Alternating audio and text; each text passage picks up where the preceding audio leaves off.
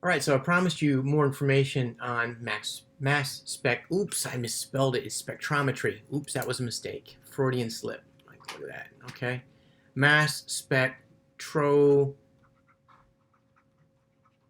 I can't even spell it now. Mass. That's why I pre-wrote so I could write neater. Okay, mass spectrometry. All right, so I promised you more on mass spectrometry. Here it comes. Mass spectrometry measures mass, right? Well, it actually measures the mass of particles, not populations, which is what we're used to. So let me say what I mean by that. If we have, you know that the atomic mass, let's say of bromine,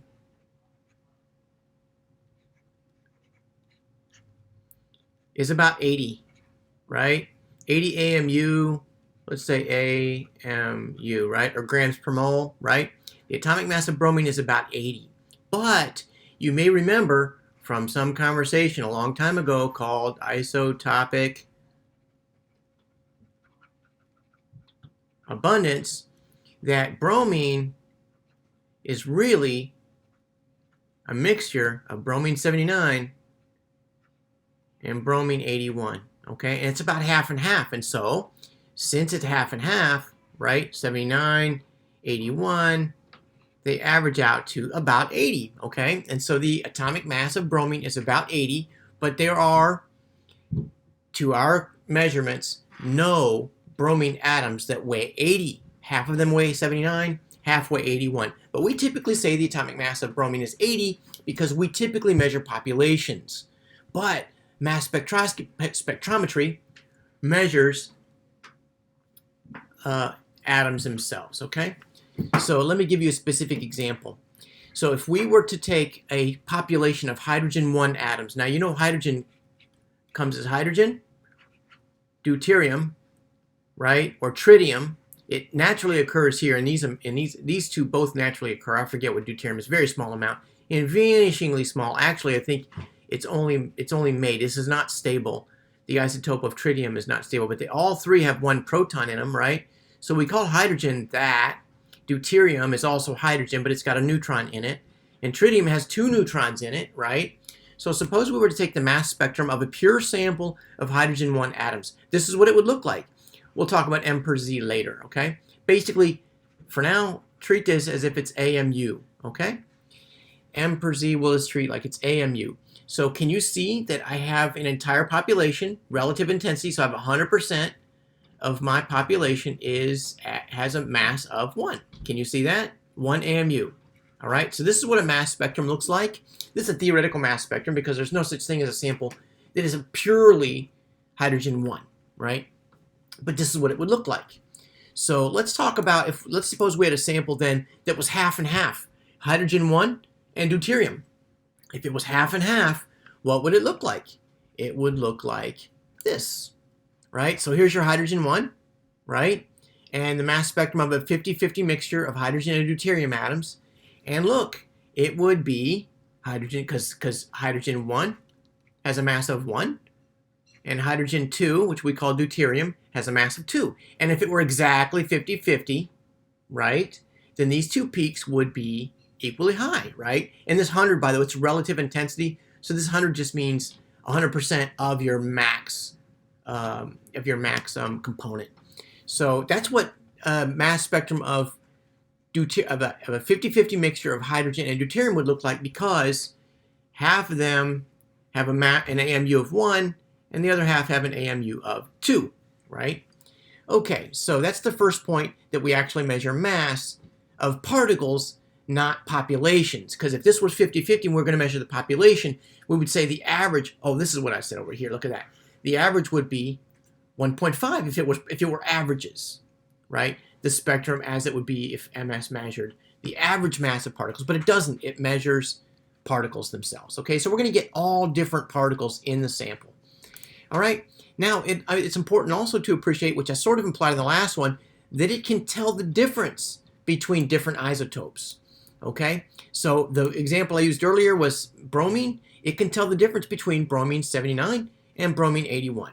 So let's suppose that we had a sample of Bromomethane.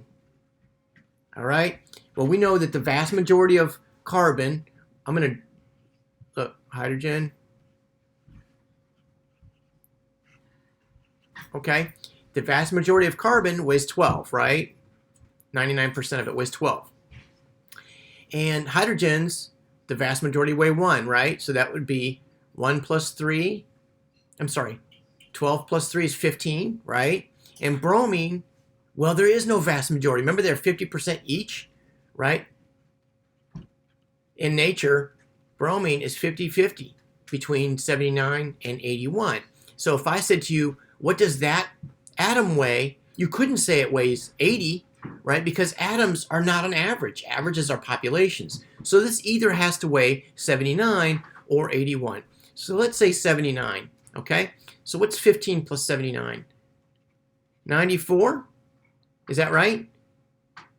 15 plus 79, that's right, 94, okay? And if in enough, you know that its neighbor, like the guy right next to it, might have an atom that was 81, right? So we're going to have half of them are going to weigh 96 in a sample of bromomethane. Half of them will weigh 94, the other half will weigh 96, okay?